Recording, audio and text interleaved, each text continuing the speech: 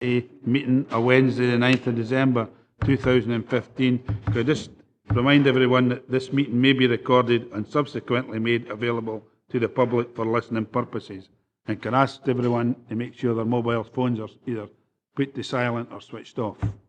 Thank you. Gillian, could you confirm the SEDERUNT? Thank you, Chair. Yes, we have 15 members present, so we are correct. We have apologies from Councillor Diggle and Councillor McGregor. Andy? I believe Councillor Dick's working. His apologies for him as well. Councillor Ogilvie. Councillor Stein has another engagement in his capacity as chair of the Police and Fire Subcommittee.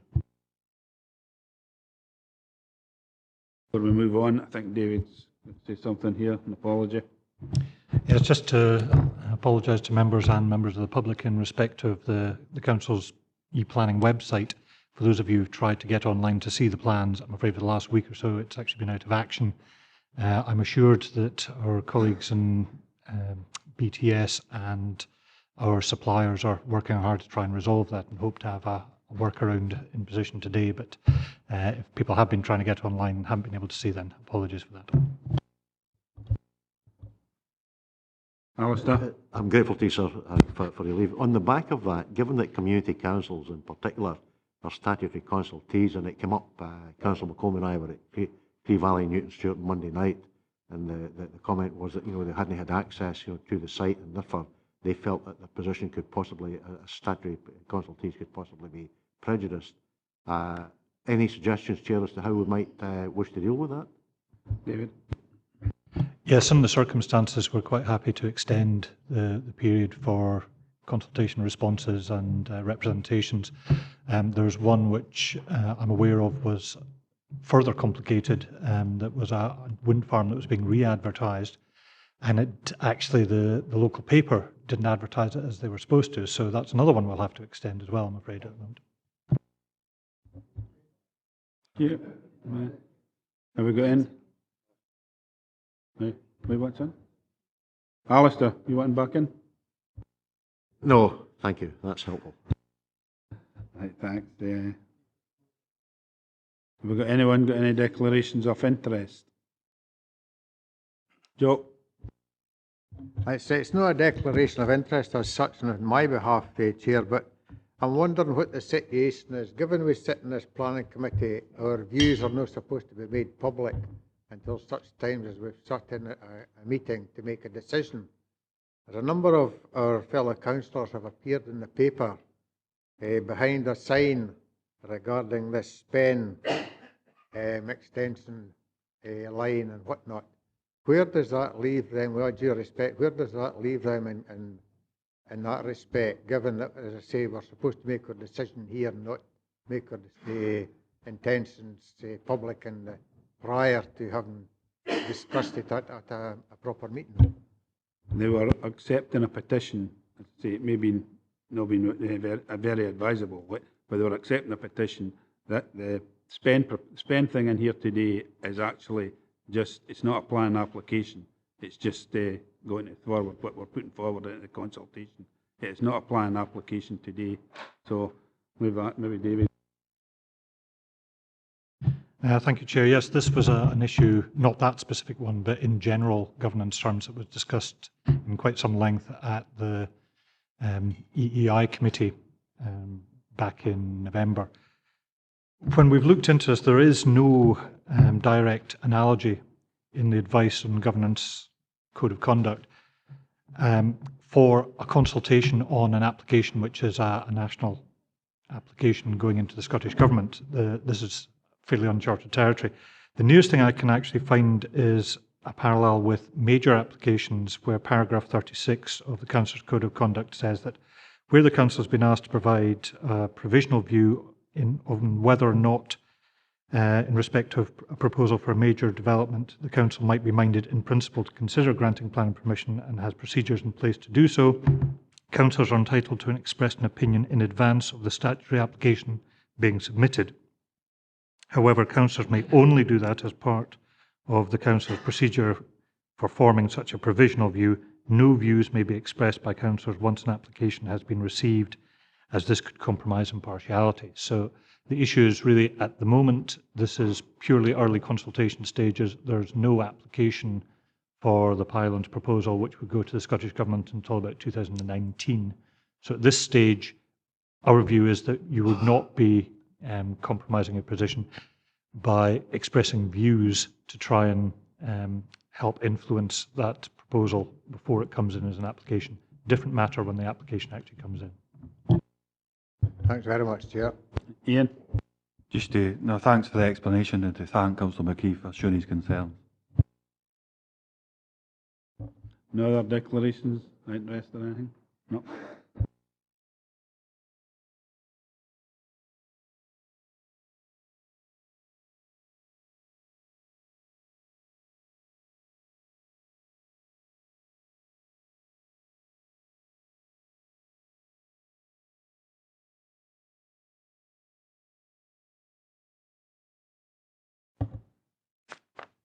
Item 3 in the agenda, minute of the meeting of the 25th of November for approval.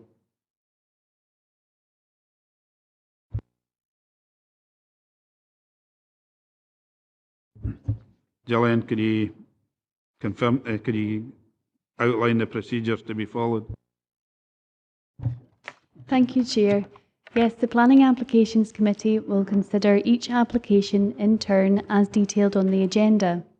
The case officer or other appointed officer will make a short presentation addressing the determining issues accompanied by digital images. Any late information, amendments or corrections will be reported at this time.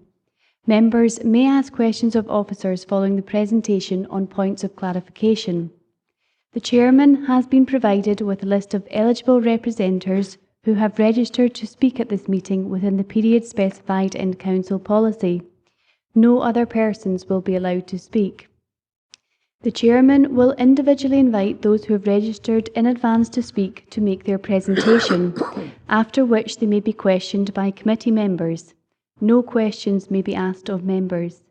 The order of eligible parties being heard will be as follows: third parties objecting to an application, third parties supporting an application, statutory consultees objecting to an application, elected members of Dumfries and Galloway Council who are not members of the Planning Applications Committee, and then applicants or their agents. Representatives have been placed in alphabetical order, and a copy of the public speaking list is available from the committee officer taking notes of proceedings.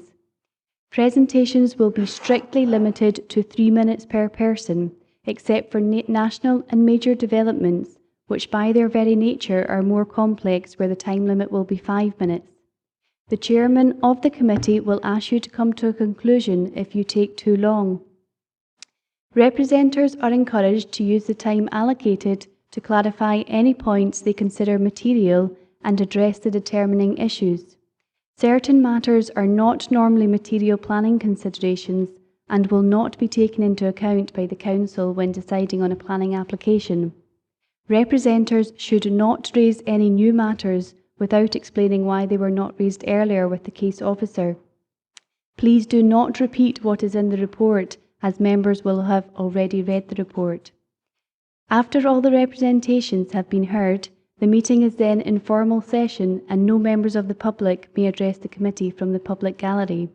The Planning Applications Committee will then proceed to determine the application. Thank you. Thank you, Gillian. We'll go to item 4 on the agenda, FELLEND Farm, Ringford, Castle Douglas. Planning application for the erection of silage clamps, retrospective A 15/P/2/0197 and B 15/P/2/0198. And we're speaking on this one is Judith Turnbull. Judith. Thank you, Chair. Yes. First of all, just before I go through the presentation, there's a small correction on page 18 of the agenda.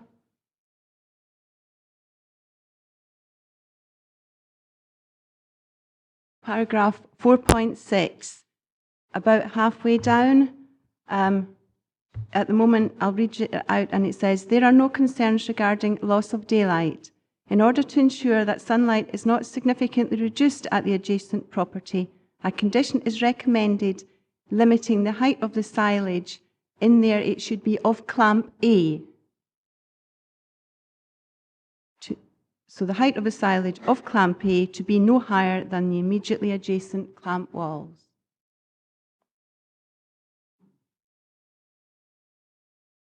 Moving on to my presentation, the location plans on page 9 and 11 of the agenda show the location of the application site clearly in the wider area.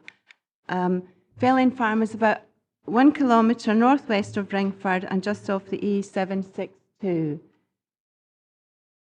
This is a block location plan that was submitted with the application.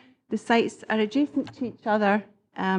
I've had to edit this a little because we're doing both applications together. This is application site A, application site B, and this is an existing silage clamp here.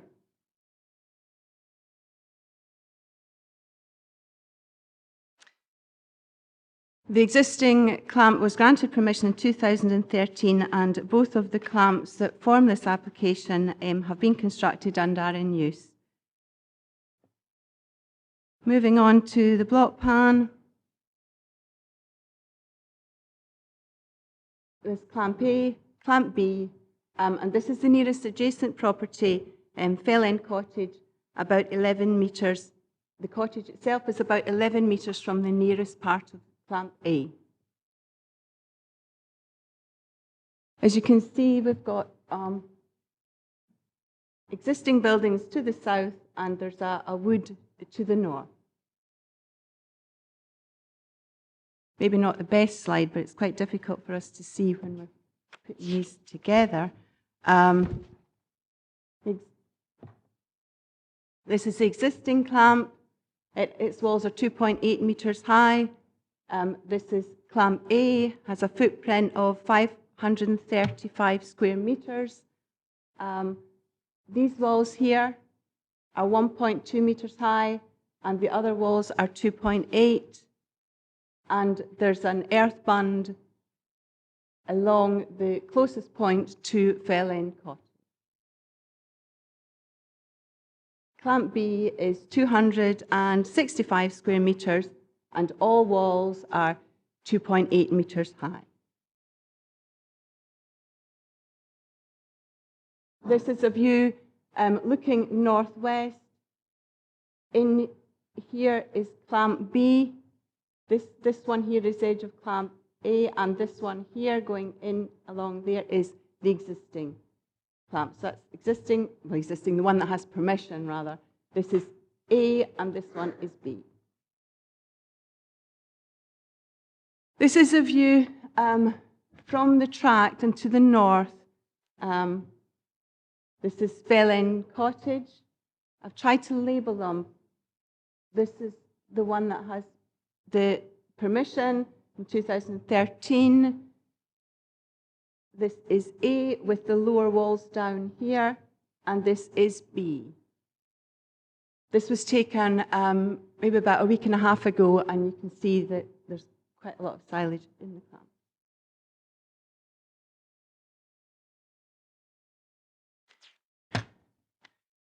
This is a view from FELLEND Cottage driveway, walking down the drive a bit. There's the earth bund here, the lower walls of clamp A. This is the 2001, this got permission 2013. This was taken in the summer as well. And this is clamp B in here. And this is the boundary hedge, and the cottage is in here. This was taken from just outside the cottage, looking straight across, with the 2013 one here. The wall of clamp A beyond the bund, you can just kind of see the end of it there. And that clamp. This is taken from the track, further along the track, looking southwest. The kind of green behind in here is the two applications and the silage cap. The design and visual impact of the proposal is considered in paragraph 4.4 of my report. Clamp B is considered to be acceptable as it is and subject to the landscaping condition, so is Clamp A. With regard to the impact on residential amenity, the Council's Environmental Health Officer has not objected to the developments nor raised any concerns with regard to noise, odours or emissions. In order to ensure that sunlight is not significantly reduced at the adjacent property, a condition is recommended on Clamp A, limiting the height of the silage to the immediately adjacent clamp walls. In conclusion, the proposals are considered to be in accordance with the development plan policies and recommended for approval, subject to the conditions on planting and heights for Clamp A. Thank you, Judith. Members, any points of clarification? Judith? Archie? I wonder if you can go back a couple of slides to, again. That one there, sorry. You go one forward one.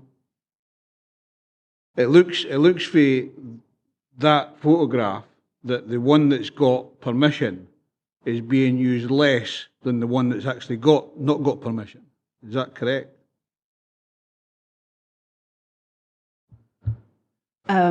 I'm afraid I've only really got snapshots of twice.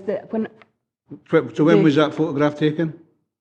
That was taken a week and a half ago. So, but yes, the one that has permission has less silage in it than the other two. Right. Okay. Yes, so the retrospective plan applications are being used more. Keep quiet, please. The retrospective applications are being used more than what the one with planning application has got, by the looks of things. When I was there, that was the situation. Yeah. I wouldn't like to speculate how much they've been used. I say I've really only done 3 site visits, two at that point and 1 in the summer. Yeah. Okay. Alistair? Thanks, Chair. Can we go back to the slide that was taken from FELLEND Cottage, please?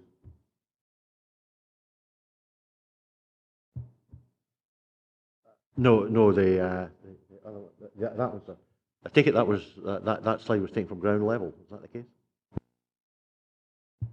Judith? Yes, that was just taken standing in the garden. Ivor? It's with regard to the condition for Clamp A, whereby you're not allowing the silage above the wall height. Is that when it's filled or when it's settled?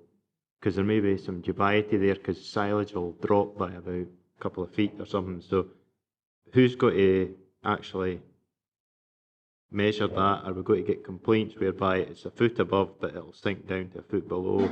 Is it something that's enforceable? Judith?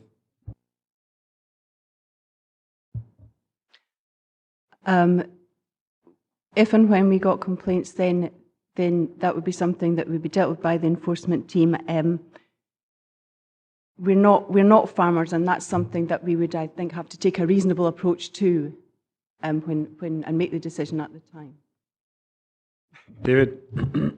Yeah, I think our concern with this one was it's a very unbalanced case, being honest.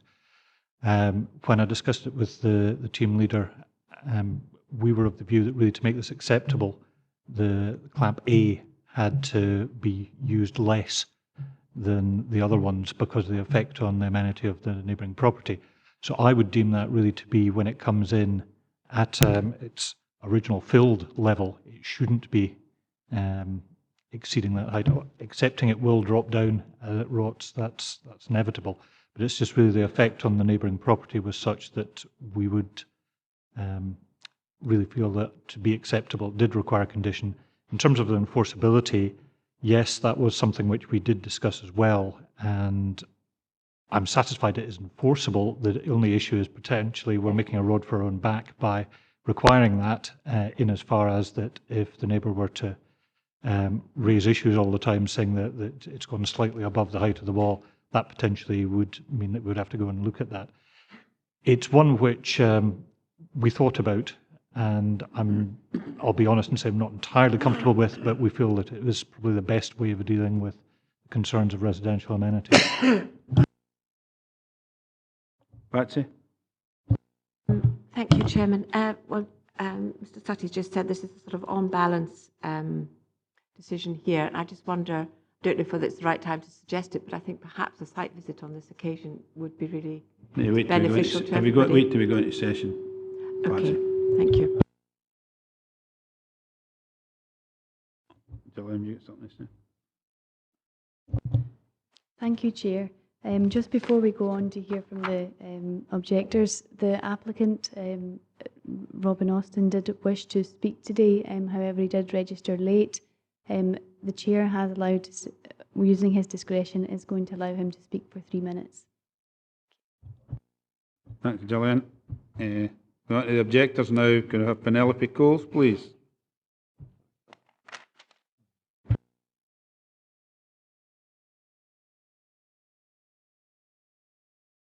Penelope, you've got 3 minutes, and I'll let you know 30 seconds to go. Thank you. Good morning. In pursuing the business expansion at FELLEND Farm, the occupants of FELLEND Cottage have had their residential amenity trashed in a devastating manner, damaging their visual amenity and adding smell, fumes, vermin, insects, and further noise to their daily living conditions.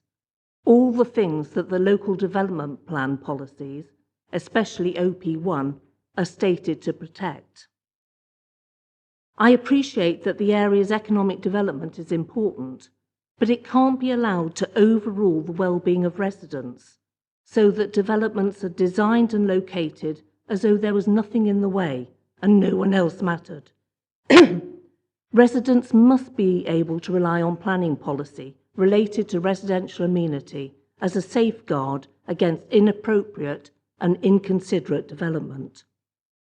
The applicant has applied for planning permission before for a silage pit in 2013, so that the argument he's using that he was unaware that he needed planning permission does indeed seem strange. Now, silage effluent is the most common form of agricultural pollution in Scotland. It must be sited at least 10 metres away from a watercourse or drain. Well, this application is 7 metres from someone's garden, where they should be able to relax, even grow vegetables. This is surely too close. It's a great shame that the D&G e-planning website is not accessible, so that councillors may read all the objections and concerns in detail. I would have liked to have read the Environmental Standards Report after the site visit that took place last week at the request of the Community Council. Please, can I ask you to visit the site, as I think then you will only appreciate the situation. Thank you for your time. Any members? No. Thank you. Take your seat. Could we have Jai Widdock, please? And I think Lawrence has got to be there as well. You've got 3 minutes, and I'll let you know 30 seconds to go. Thank you and good morning, panel. Thank you, Chairman, for allowing me to speak today. I'm objecting to these applications as I don't understand why anyone would consider building these pits in the spot that they are. It's not like land's limited. The proximity to our private residence is too close. I have yet to see a farmhouse look out onto something like this. They intrude onto our privacy, lights from vehicles beam straight into our rooms. There's rattling and banging noises when filling feeding machines and the same when harvesting the silage, which can go on till late at night. Because farm workers can drive and operate machines in these pits, they can look straight into our rooms, certainly from clamp A, while they do so. I have erected a net curtain, but still feel uncomfortable going about my own business in my own home. I even feel self-conscious about opening my actual curtains, wondering if somebody could be looking in. I would only expect this if I lived in a town. Our cottage has not been part of the farm for at least 30 years. It is a private residence, and I feel consideration should be given to not encroach onto the cottage itself, as if it was still part of the farm. The smell of the fermenting silage takes your breath away at times and makes me retch. We certainly cannot open windows facing onto or near this site due to flies, and sitting out in the garden isn't pleasant anymore. Silage as high as our house is heaped up higher in Clamp A than Clamp B, or even the original single pit in 2013, which we decided to let the applicant go ahead with. The original single 2013 pit was discussed between your applicant and ourselves before its application, unlike the other two, which the current retrospective plans pertain. And may I point out that this original 2013 Earth Bank pit did not turn out like the plans that we have and approved. We were not informed of the changes to the east side. Should a screen of shrubs or a fence be suggested, I would not think this suitable, as who would upkeep it? I would doubt from experience that the applicant would maintain it and would further shield natural light from our house. We have lived here for 22 years and we are not strangers living next to a farm, so we are fully aware of regular farm goings-on and passings by. We have never wanted to create any animosity and we have got along just fine without a problem. We have never wanted to find ourselves in this stressful situation. It is making me anxious and upset. 30 seconds I to go. believe we have been very tolerant to all other building work next door, and there has been some vast changes to our outlook and surroundings and depreciation in our property value. Can no one see why we don't want this there? I'm not opposed to extension and diversification, but it's now encroaching on us. This is just taking it too far now, taking advantage of our good nature. I thought we had been generous allowing the one pit, not three, and I ask that this application is turned down and applied into another area of the farm. Thank you very much. Ma'am. Needed? No. Right, thanks. You take your seat. Can we have Jai? P. Widdock, please.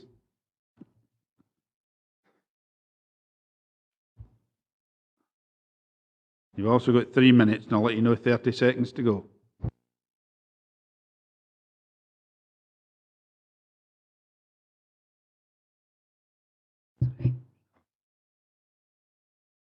I object to this planning application because it is too close to my dwelling house, it being approximately 24 feet away from my front door.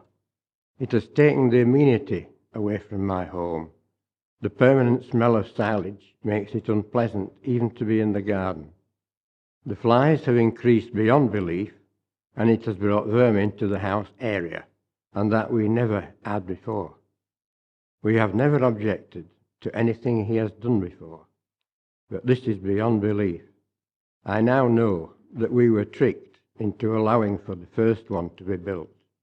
And as for screening with trees, well, that would take away any light and sunshine that we managed to get.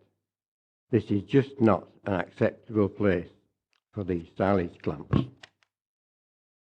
I have yet to see any farmhouse that the farmers live in that look out onto what I have to look out onto. And the machinery noise when feeding at around 7 a.m. in the mornings, 7 days a week, is bad. I am 72 years old and retired. I would sometimes like to sleep in until maybe 9 o'clock, but that can never happen now. Living here used to be my little bit of heaven, but it is now like living next to an industrial estate. The privacy of the house has gone, as workmen can look into the rooms when working with machinery. The value of the house has been taken away. I would certainly have trouble selling it. For these important reasons, I strongly recommend the refusal, as this is our life. And may I also ask that we have urgently needing a site visit. Thank you. Thanks. Members? Any members? Nope. Well, thank you very much. Could I have Robin Austin here, please, the applicant?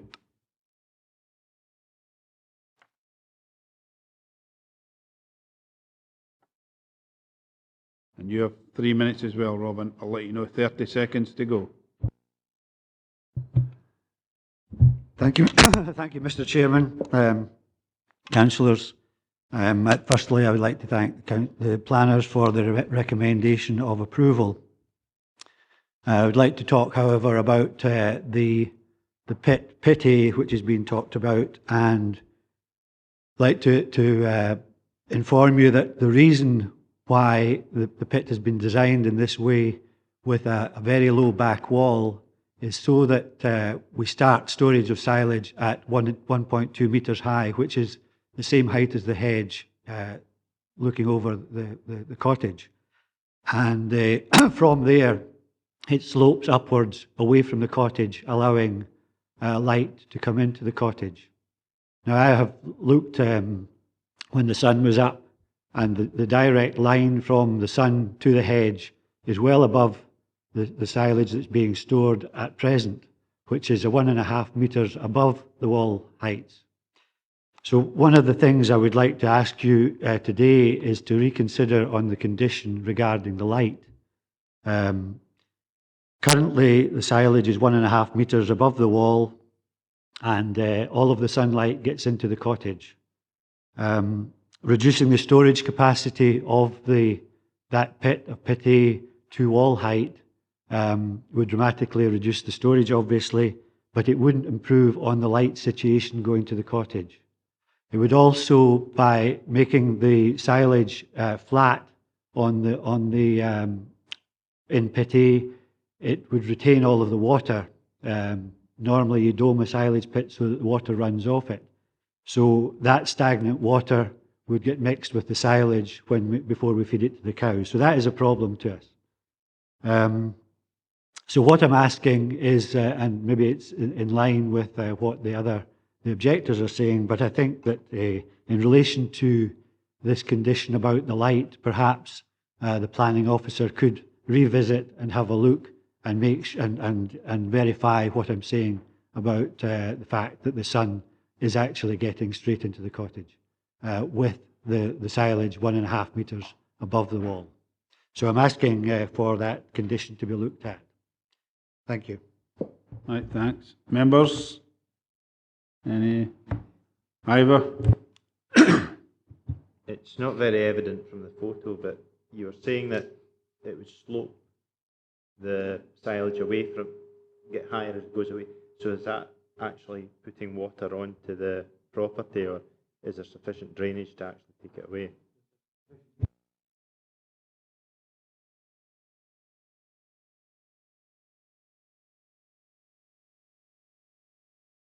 Oh, sorry. There's an earth wall there, but there is a concrete shuttered wall which is, doesn't allow anything through it. So all of the silage pit runs towards the front of the pit, which is away from the cottage, and then goes into a drain and into a system, which eventually takes it to a slurry lagoon. Ivor? You usually cover a silage pit with a plastic sheet, so therefore, how would the water from the roof, which would run down this way, get in the drainage rather than coming onto the earth? Well, there may well be a little clean water, which is what we're saying. It comes off the pit, runs down the edge, and then there will be a certain amount goes over the back. But it's a gravel base there. So for the little amount of water that would go off the slope, then I'm sure it wouldn't be a problem, and it is clean water. Patsy? Jane? Can I ask, if we were to, well, first of all, if we were to agree this and then agree to change the condition, would that not mean that there would be more overlooking, because there would be machinery inevitably on top? When you put the stuff on the first instance, you have farm machinery on top of the clamp, don't you? So yes. I presume there would be more of an issue of overlooking, which the objectors were particularly mentioning. Yes, well, I think that each clamp gets a different cut. We cut the silage or the grass 3 times, and so each of these pits is one cut of silage. Generally takes about 2 days. So for these 2 days in the year, each one of these pits gets filled. And that's the only occasion that you've got a machine on top of the grass. All of the other times, it's on the ground behind the silage, away from the cottage. And the question was raised earlier about the pit, the existing pit, not being used as much as the other one. Well, that was first cut silage that was in that pit, and that was getting used up by the stage the picture was taken. Alistair, Thanks, Chairman. Mr. Austin, in view of the concerns expressed by the objectors and regarding the proximity of these pits to their houses, was there no other consideration you could have made for siting these pits at some other part on your property? Well, the difficulty is that our land, excuse me, slopes away from the dairy. And we have to deal with dirty water. We get effluent coming out of the silage pit. So the natural place to put the silage pits was up the slope slightly so that the water was running away, any waste was running away towards where our lagoon was built, which was on a lower ground. So therefore the natural drainage of the whole site was taking the dirty water away from the silage pit to the slurry lagoon. Thank you. Any other members? No. Thank you, Mr. Austin. You may take your seat. Members, we're now in session. Tom? Well, if Patsy was moving earlier for a site visit, I'd be happy to second that. I think that because it's retrospective, it'd be interesting to see it in position and see what the problem is, because whatever decision we make has got repercussions for either party. So I would move a site visit. Patsy?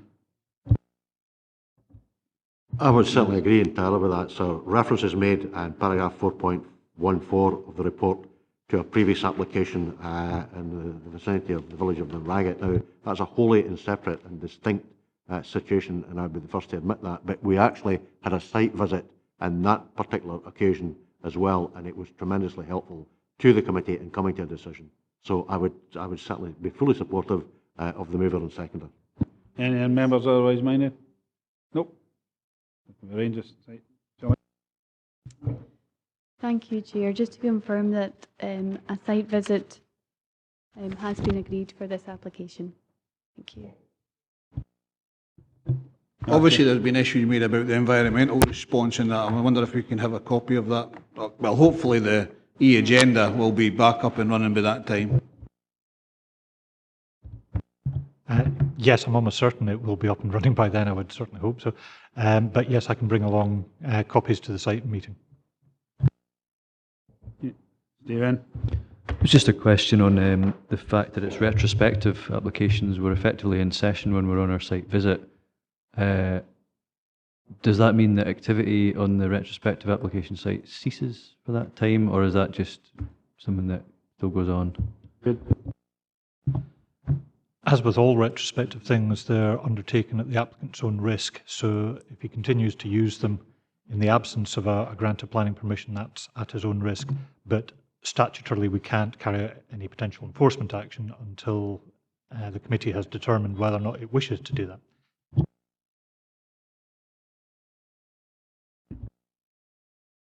Item 5 on the agenda, the SPEN Strategic Reinforcement Project Phase 1 consultation on preferred corridors and siting options.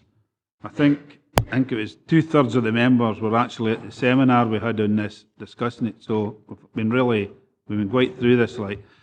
So as I say, I've got to remind members to begin, this is not a planning application. This is just what we're going to be putting forward to the Scottish Government and the consultation.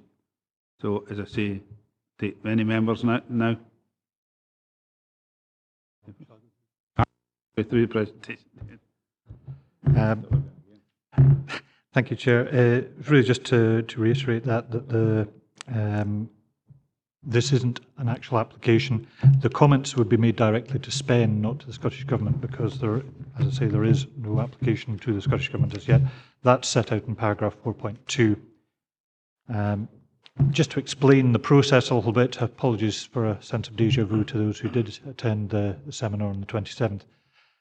This would be an application made to the Scottish Ministers under Section 37 of the Electricity Act, so it will not be a planning application coming before Dumfries and Galloway Council. And all the Council would be is a statutory consultee, it would not be the determining body. If the Council would decides to object to any such application consultation, then it would automatically trigger a public inquiry, but it's not within the power of the council to actually refuse that application, given that that is with the Scottish ministers. What is actually being proposed is the provision of a new overhead line of up to 400 kilovolts. It would run approximately 175 kilometres from Auchincrosh, which is across in South Ayrshire, to Harker, which is just north of Carlisle in Cumbria, and it would run right across Dumfries and Galloway. There would be new substations proposed at Newton Stewart, Glenlee and Dumfries. Running at 90 degrees to that, there's a new 132 kilovolt overhead line which would go from Kendoon to Glenlee, and then from Glenlee down to Tongland.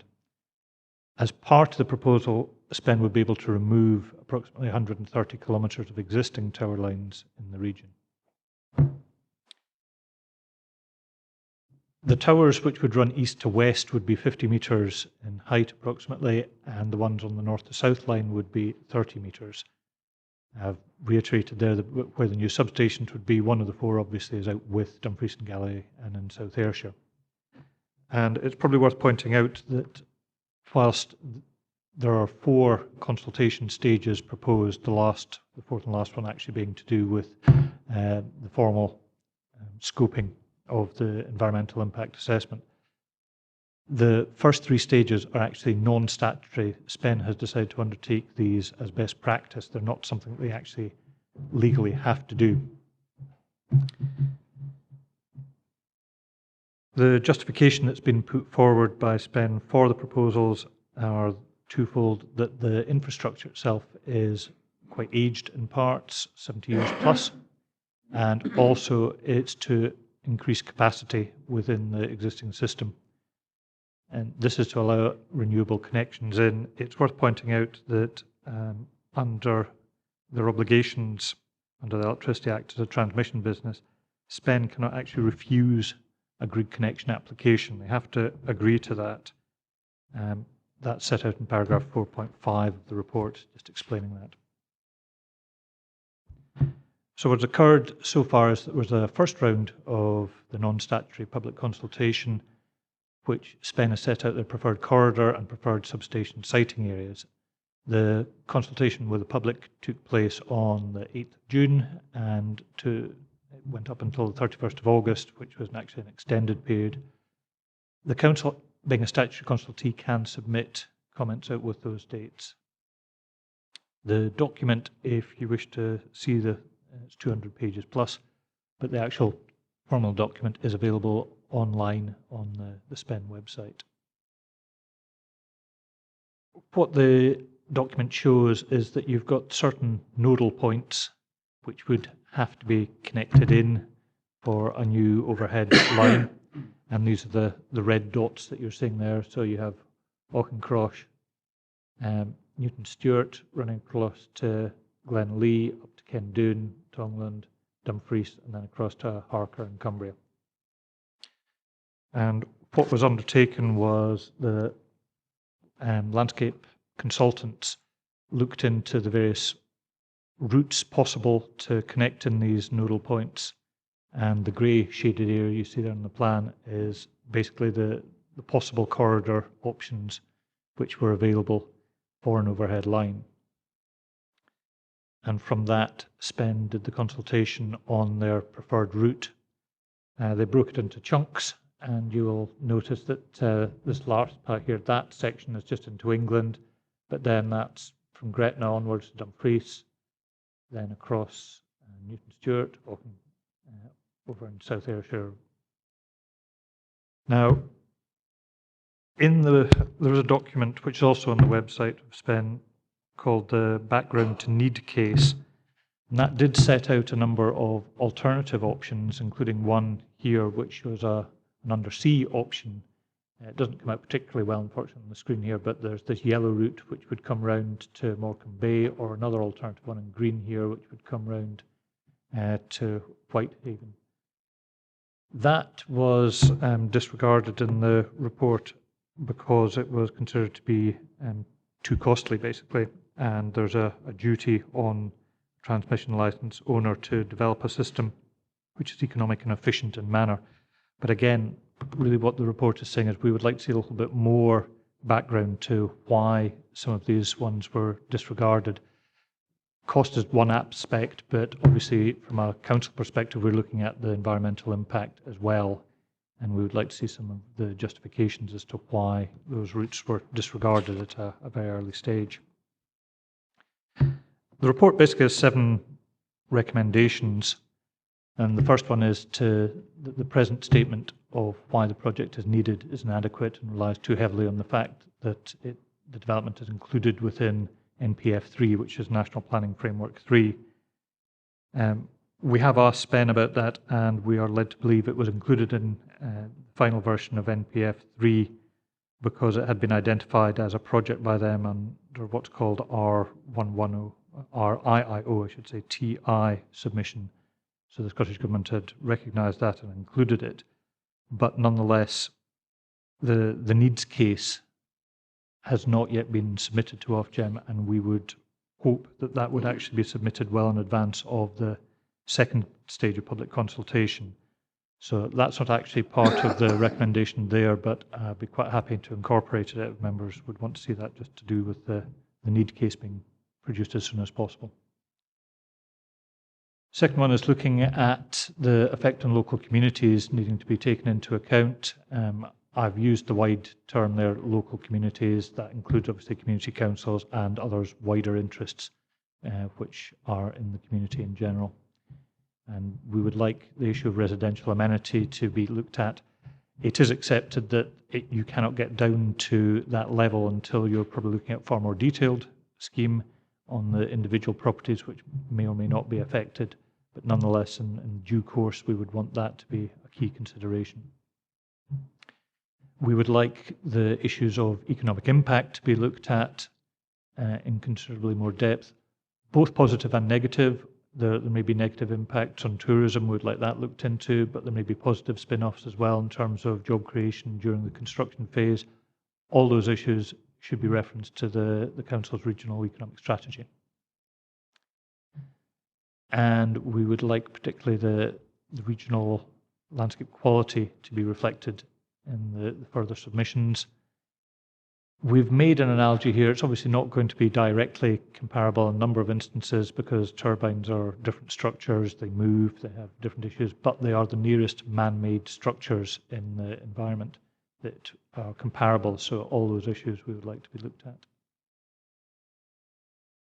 And if it is SPEN's intention to come with a single overhead line running across, we would like to look at all possible mitigation measures to be taken to counteract any adverse impact. We'd like other options to be considered as well and to be explained why they have been disregarded.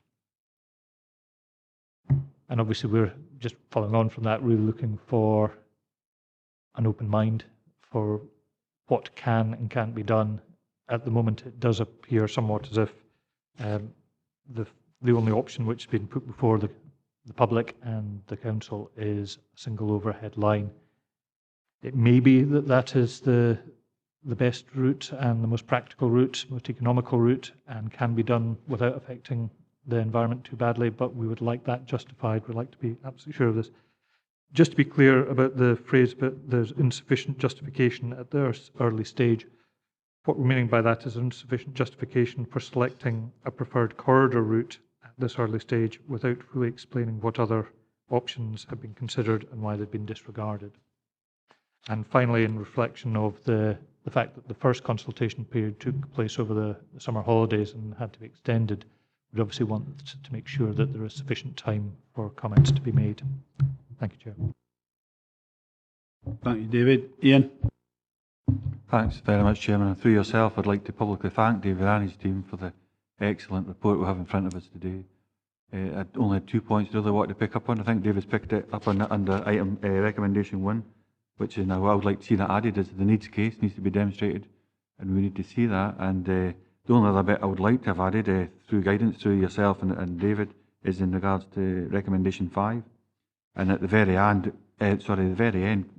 should we maybe add, after it says underground and other routing options, such as subsea, just so it's quite clear. Maybe we don't need to add that, but maybe we do. It's just something that popped into my mind because I think it is an obvious option that's almost been rolled out at this point in time, but should be considered. I think there's potential benefits for everyone there. Again, just I'd like to emphasise the fact that I think the council, through David and his team, has made a fantastic job turning this around. The people in Dumfries and Galloway are being heard now, and just again lay that publicly, that thanks there. David? Thank you, Chair. Yes, I mean, paragraph 4.7 does actually make reference to alternative schemes, including undersea connection options, but I'm quite happy to put that in as explicit wording. Archie? Thanks very much, Chair. I agree.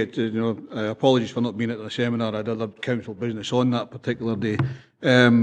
Perhaps I could ask a question on and maybe add into either section 3 or section 4 is what SPEN should actually look at is consider the future maintenance with regards to health and safety issues and plan preventative maintenance as well. Obviously, as a health and safety executor, a consultee, they will have some regard to that. But obviously, I'd like to, if there is future maintenance to be done, regardless what the end result actually is, it may have an impact later on. So some issue, a written responses to future maintenance with regards to health and safety, such as working at height, that type of thing.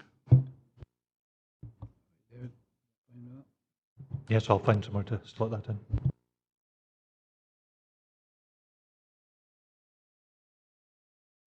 Thank you, Chairman. I mean, I think the seminar we had was very, very informative, and it certainly gave us a bit of guidance, because a number of us did have concerns about the fact we could be compromised. Now, the recommendations here do not compromise this committee in any way in terms of being a formal consultee when we get to the later stage. And I think what we've got there in terms of recommendations is adequate. And I think in order to protect our integrity, we shouldn't be getting into any deep discussions about routes, whatever else. I think contained within those recommendations is a good enough way forward and a good enough direction. And I'm happy to move the recommendations, Chair.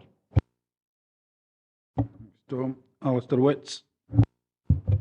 Thanks, Chair. I've no issue with what Tom says. That's fine. But I wanted some clarity around what's said in paragraph 1.7 and where it says that we, the council, as a statutory consultee, can trigger a public inquiry if we object. I take it is that if we object in full or in part? That's my first question. And my second question is, if we don't object, is there any other body that can trigger a public inquiry? David?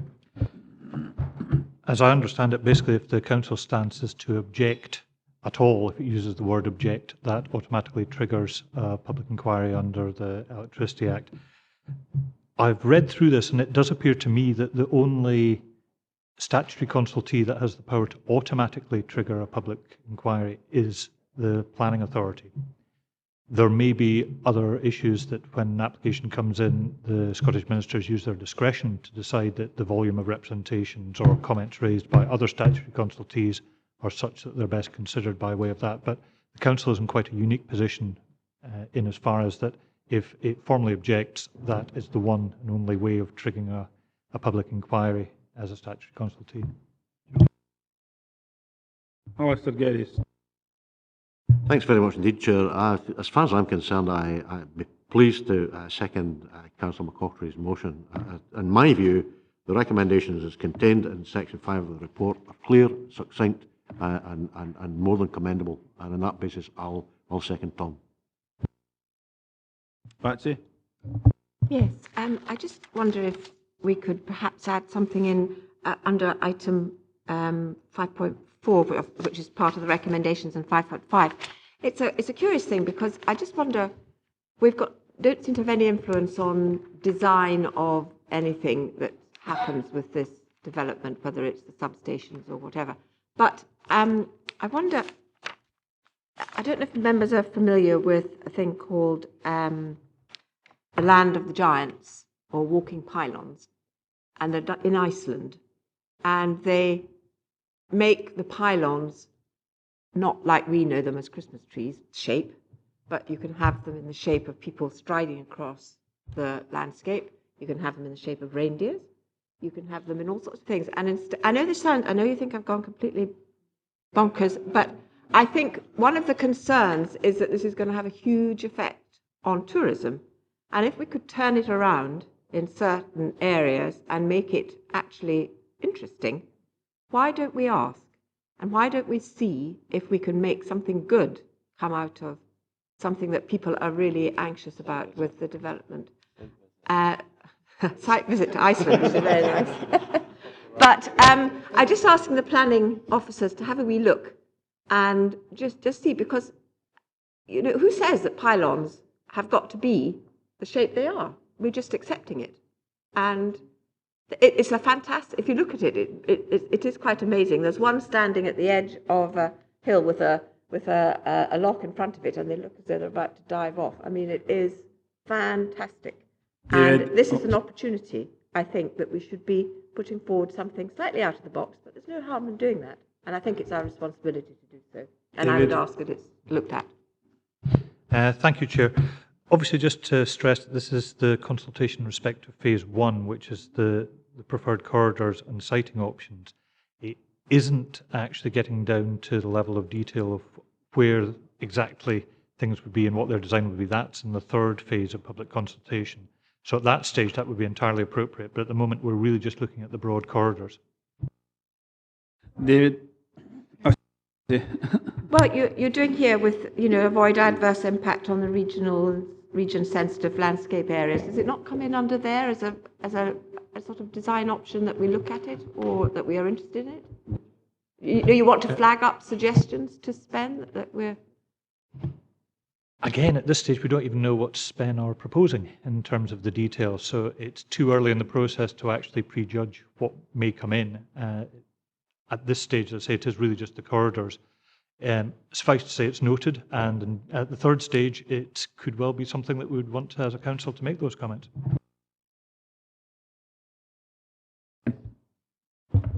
Thank you, Chairman. First of all, I'd like to echo the comments made about the seminar. I thought it was excellent. It gave us a lot of information. David would be aware that I raised concern about one of some of the figures that were quoted.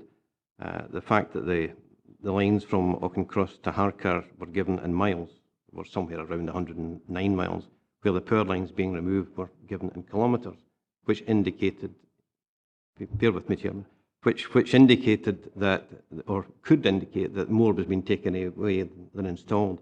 Now, I do appreciate that has been corrected on the information here, but from my understanding with David, that was taken from SPEN's proposals.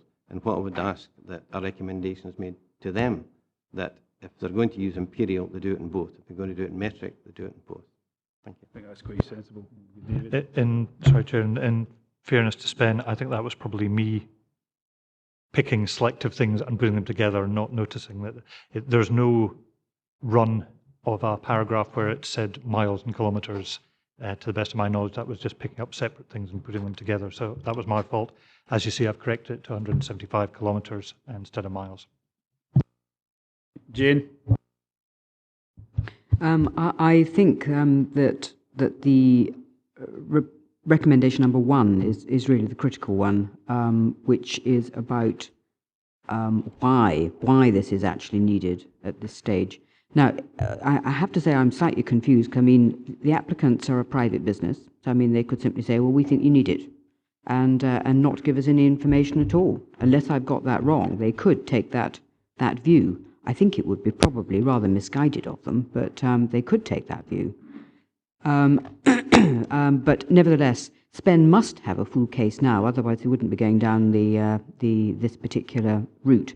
And the case officer, or David, mentioned actually getting this information as soon as possible. I'd like to add that in. I think that should be one of the first things that comes forward, and at early days, in order that in many ways we clear that out of the way. Because if people really believe at the end that it's not necessary, they will not go with it, whatever comes up in front of us.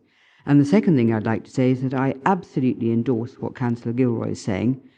It's in paragraph 3, which is that the Council would expect SPEN to detail the economic impact. And Councillor Gilroy has suggested, in her mind, that there could be a positive impact, and that should be put in there. I'm sure that SPEN are listening very carefully, and I thank Councillor Gilroy for having brought this up at this point. Yeah. Andy? Thanks very much, Chair. Like Archie, I was in another council business on the day of the seminar.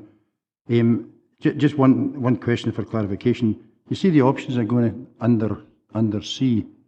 Can somebody tell me where that would stop being the Scottish Government and how much would be then transferred south of the border? I'm not expecting an answer today, but that's something we should consider when I suggest they should consider as well.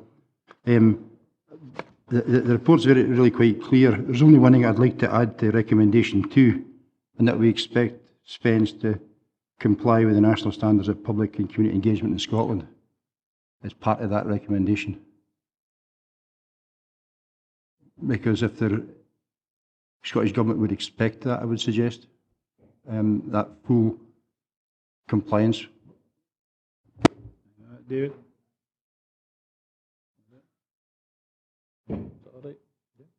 That's fine, Andy. Jim? Thanks, Chair. In 1.3 at the top of page 22, there are 2 reasons given for the pylon line: to replace ageing infrastructure and to increase capacity in the transmission system. There is, of course, a third reason, and that is to link up the numerous consented wind farms which have not yet been constructed but do have planning permission. I think that was it. Yes, Chair. I mean, that is basically that second reason, that it's linking in the additional capacity. As I mentioned, SPEN as a transmission licence holder are required to accept applications for grid connections from, it's not just wind farms, it's any renewable development. I'm led to believe the 132 kilovolt line is at capacity, but again, we would just like some confirmation of that. Any other members? Jim? I see in the SPEN proposals they're moving approximately 130 kilometres of existing tower lines. It doesn't say towers as well, and that's kind of detail that I think we should get. But the point I'd like to make is, I know this is just a personal view, I've resisted in making any statement because I'm quite determined that this council should have a view should an application be submitted. And the advice we get on our opportunity to make statements should be absolutely clear, because I wouldn't want this council to be left in a position where, because of what we were saying as members, we couldn't make a view on a proposal, because this council, to make no comment, would sort of, I feel, endorse the proposals that are being put forward by SPEN. So whatever they may be, whenever they may come, I think we need to be absolutely sure that we don't compromise what we say and what we do, because it's absolutely imperative that as a council we have a view in this. Ian?